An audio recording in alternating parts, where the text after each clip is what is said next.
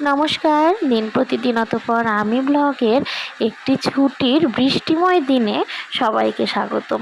আজ আমাদের রাজশাহীতে সেই দুপুর 12টা থেকে প্রচুর বৃষ্টি হয়ে যাচ্ছে, এখনও পর্যন্ত বৃষ্টি হচ্ছে।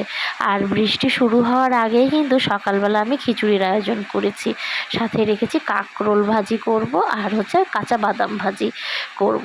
সবজি কেটে নিয়েছি বেশ বড় বড় করে, আলু, পটল, ঝিঙে, মিষ্টি কুমড়ো আর সজনের ডাঁটা ছিল। আমাদের গ্রামের বাড়ি সজনের ডাঁটা, এত যে টেস্ট, আসলে খাঁটি জিনিসের না অন্যরকম টেস্ট হয়। আর এদিকে কিন্তু খিচুড়িটা করব কাউনের চাল। কাউন নামে একটা চাল পাওয়া যায়, খুবই একদম সরিষার মতন, সরিষার থেকেও ছোট বললেই চলে।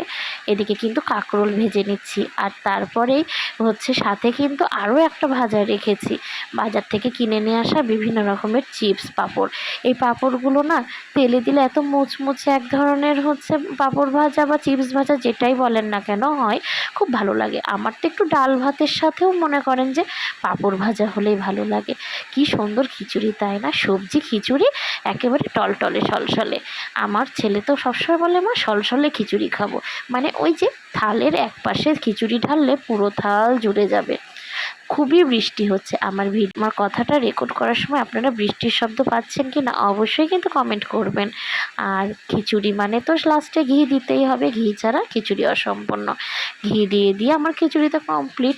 আর এদিকে কিন্তু সকালবেলা গরম গরম খিচুড়ি, পাঁপড় ভাজি, কাঁকরোল ভাজি আর কাঁচা বাদাম ভাজি। আমার তো বাদাম ভাজা দিয়ে খিচুড়ি খেতে বেশ মজা লাগে। কার কার এই কাঁচা বাদাম ভাজা দিয়ে খিচুড়ি খেতে ভালো লাগে অবশ্যই কমেন্ট করবেন। যাই হোক, সকালের খাবার তো শেষ হয়ে গেছে, তারপরে ভাবলাম ভিডিওটা আপনাদের সাথে শেয়ার করি। সবাই ভালো থাকবেন, সুস্থ থাকবেন। ধন্যবাদ সবাইকে।